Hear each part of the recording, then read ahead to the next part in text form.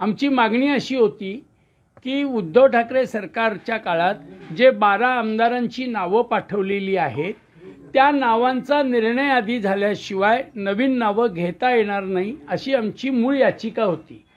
आत्ता chief justice यांनी एका वाक्यामध्ये ती याचिका फेटाळल्याचा निर्णय दिला आहे, परंतु डिटेल का फेटाळली, त्याची कारणं काय आहेत, त्याचा क्लॉज काय आहेत हे आम्हाला उद्यापर्यंत कळेल किंवा संध्याकाळपर्यंत कळेल। मी प्राथमिकपणे झालेल्या निर्णयावर सुप्रीम कोर्टामध्ये जाण्याचा विचार करणार आहे, कारण हा कायदेशीर मुद्दा आहे, हा घटनात्मक मुद्दा आहे। जर याच्यावर घटनात्मक मुद्द्यांवर जर भाष्य झालेलं नसेल तर मला सुप्रीम कोर्टात जावं लागेल आणि मी सुप्रीम कोर्टात जाण्याचा विचार करेन। मी माझ्या विधिज्ञांशी बोलेन आणि त्यानंतर हा निर्णय घेईन। आजच्या घडीला ही माझी याचिका फेटाळलेली आहे। सुनावणीनंतर वकिलांशी काही तुमचं बोलणं झालेलं आहे का? मी आता वकिलांशी इमिजिएटली बोललो।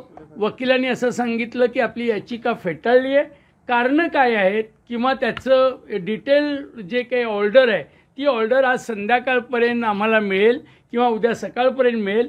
ते मिळाल्यानंतर त्याचा सविस्तर अभ्यास करून मी परत एकदा मीडियापुढे ह्या गोष्टी आणीन। माझी अपेक्षा अशी होती की घटनात्मक कलम जे घटनेचं कलम आहे त्या कलममध्ये जी एकदा पाठवलेली यादी आहे त्या यादीवर निर्णय राज्यपालांनी घ्यावा लागतो।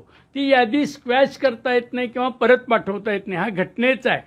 तामिळनाडू व उत्तर प्रदेश यामध्ये असे निर्णय झालेले आहेत आणि त्यामुळे मला असं वाटतं की त्याचा आधार घेऊन हा न्यायालयाने निर्णय देणं अपेक्षित होतं, परंतु न्यायालयाने कुठल्या आधारावर आमची याचिका फेटाळली आहे ते आम्हाला डिटेल ऑर्डर मिळाल्यानंतर कळेल। निश्चितच याच्यामध्ये आम्हाला सुप्रीम कोर्टामध्ये जाण्याचा मार्ग मोकळा आहे।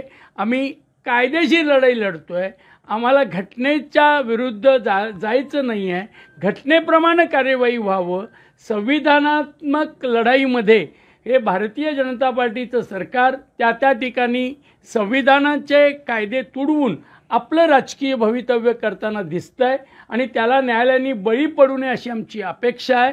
परंतु झालेल्या निर्णयाचं डिटेल बघितल्याशिवाय मी याच्यावर अधिक काही बोलणं हे संयुक्तिक होणार नाही।